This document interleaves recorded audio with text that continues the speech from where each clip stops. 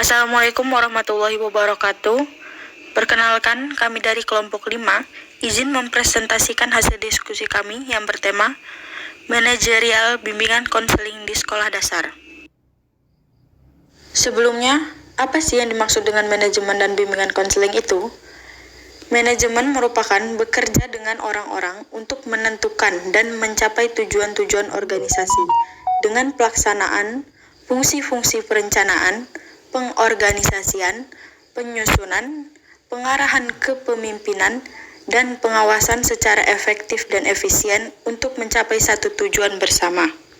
Sedangkan bimbingan dan konseling yaitu kegiatan berupa bantuan yang dilakukan oleh seorang ahli kepada konselor dengan cara tatap muka, baik secara individu atau dengan beberapa orang, untuk memberikan pengetahuan tambahan guna mengatasi permasalahan yang dialami oleh konseling secara terus-menerus dan sistematis. Karena kita sudah mengetahui apa itu manajemen BK, sekarang kita akan langsung masuk ke materi atau sub selanjutnya.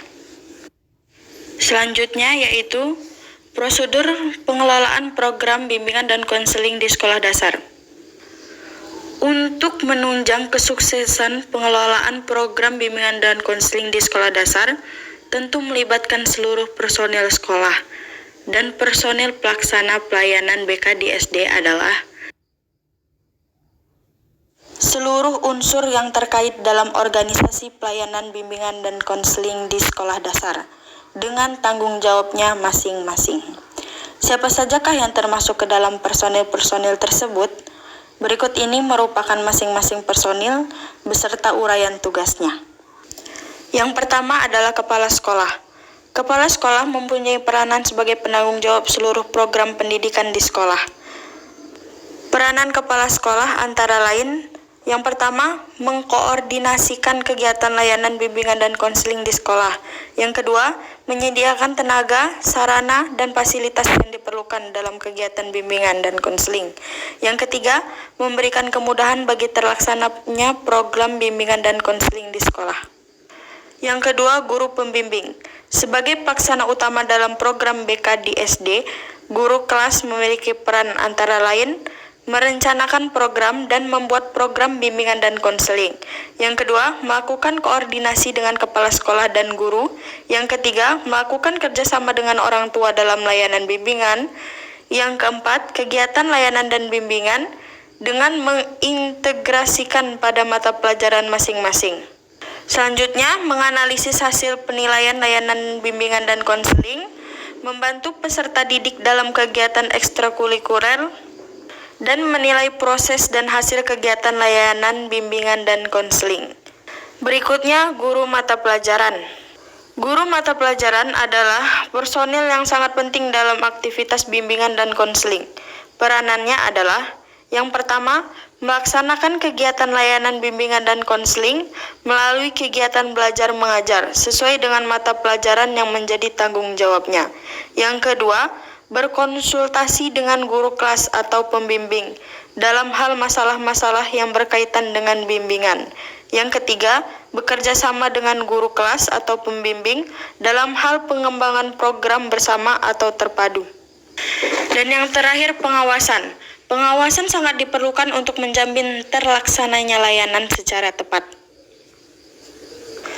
Fungsi pengawasan adalah untuk memantau, menilai, memperbaiki, meningkatkan, dan mengembangkan kegiatan layanan bimbingan di SD. Pengawasan dilaksanakan oleh Dinas Pendidikan secara berjenjang. Selanjutnya ada perencanaan program BK anak di SD. Perencanaan program adalah seperangkat kegiatan atau aktivitas yang dirancang untuk mencapai tujuan. Aktivitas-aktivitas itu meliputi identifikasi kebutuhan konseling, perumusan tujuan, pengembangan komponen program atau kurikulum bimbingan, layanan responsif, perencanaan individual, dan dukungan sistem.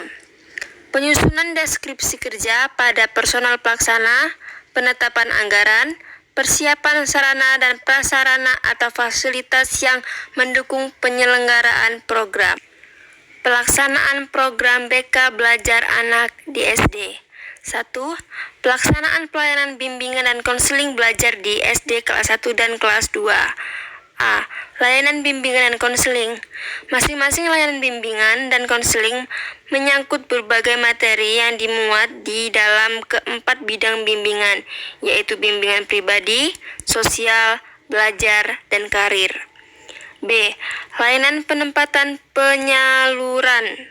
Layanan penempatan penyaluran diselenggarakan untuk melayani para siswa sesuai dengan potensi, bakat, minat, serta kondisi pribadinya. Dalam kelompok belajar misalnya, para siswa dikelompokkan sesuai dengan kecepatan. C. Layanan penguasaan konten. Layanan pembelajaran bermaksud mengembangkan sikap dan kebiasaan belajar siswa serta meningkatkan seoptimal mungkin hasil belajar mereka. B. Jenis-jenis perangkat bimbingan dan konseling di SD. Perangkat pengumpulan data. Yang pertama, pedoman observasi. Observasi merupakan salah satu teknik atau cara mendapatkan data yang dibutuhkan tentang siswa.